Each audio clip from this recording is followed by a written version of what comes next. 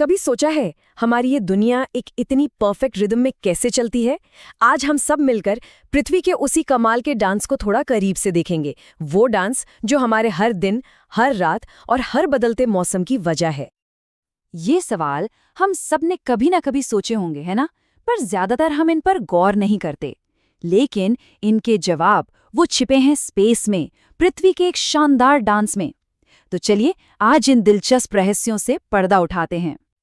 तो आज का हमारा सफर कुछ ऐसा रहेगा। सबसे पहले हम पृथ्वी की दो गतियों को समझेंगे, फिर देखेंगे कि दिन रात और साल कैसे बनते हैं।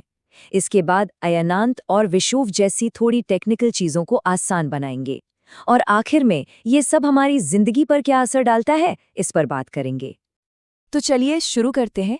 देखिए, इस पूरी कहानी की जो नींव है ना, वो टिकी है पृथ्वी की दो बहुत ही खास तरह की मूवमेंट्स पर।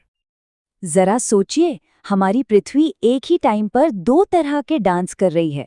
एक तो वो एक लट्टू की तरह अपनी ही जगह पर गोल गोल घूम रही है, इसे कहते हैं घूर्णन या रोटेशन, और इसी से बनते हैं हमारे दिन और रात।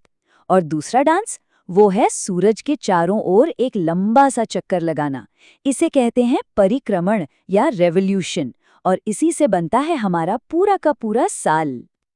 ठीक है, तो सबसे पहले बात करते हैं पृथ्वी के इस डेली स्पिन की, यानी कि घूर्णन की, और समझते हैं कि आखिर इससे दिन और रात बनते कैसे हैं। तो घूर्णन है क्या? सीधी सी बात है, ये पृथ्वी का अपनी एक इमेजिनरी लाइन, मतलब धुरी पर पश्चिम से पूर्व की तरफ घूमना है। और ये एक चक्कर पूरा करने में लगते हैं करीब 24 घंटे, जिसे हम एक पृथ्वी दिवस भी कहते हैं। इसको ऐसे समझिए, मान लीजिए सूरज एक बहुत बड़ी टॉर्च है। अब क्योंकि हमारी पृथ्वी एक बॉल की तरह गोल है, तो जाहिर है ये टॉर्च एक बार में इसके आधे हिस्से पर ही रोशनी डाल सकती है। तो जिस हिस्से पर रोशनी पड़ रही है वहां हो गया दिन, और जो हिस्सा पीछे अंधेरे में है वहां हो गई रात। है ना, एकदम सिंपल।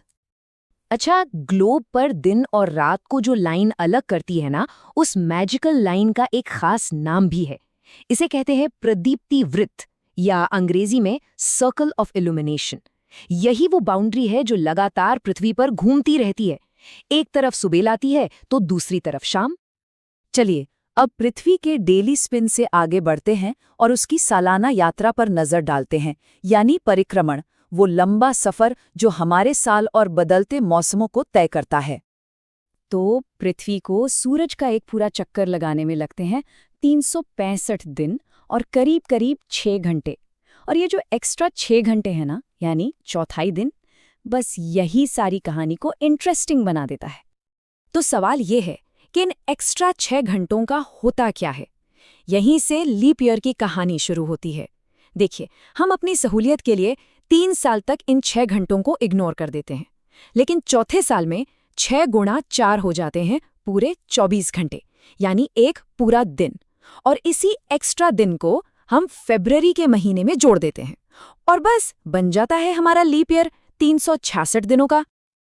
लेकिन एक मिनट, क्या सिर्फ सूरज का चक्कर लगाने से मौसम बदलते हैं? नहीं, कहानी में एक बहुत बड़ा ट्विस्ट है। जैसा कि यहाँ लिखा है, सारा खेल पृथ्वी की पोजीशन का है, लेकिन इसमें एक सीक्रेट भी छिपा है। और ये रहा वो सीक्रेट, मौसमों का असली राज।